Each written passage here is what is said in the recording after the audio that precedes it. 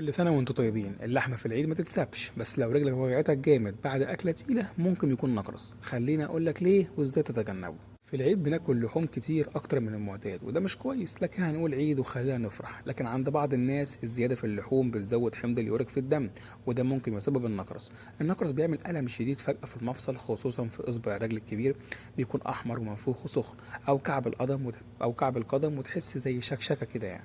مش معنى كده يعني بقول لك بطل تاكل لحمه، لكن لو عندك تاريخ مع النقرس او حمض اليوريك عالي خف الكميه شويه واشرب ميه كتير بعد الاكل، وابعد شويه عن الكبد والكلاب والمشروبات الغازيه. اما بالنسبه للعلاج، لو حصلت هجمه نقرس فعلا لازم تكشف، والدكتور ممكن يكتب لك مسكنات ويطلب تحليل للنقرس ويكتب لك الادويه دي. بس طبعا انهي دواء والجرعه والتركيز هيحددها الطبيب بعد ما يعرف نسبه النقرس عندك في التحليل. ما تحرمش نفسك من اللحوم، بس خلي في توازن وما نكترش عشان صحتنا.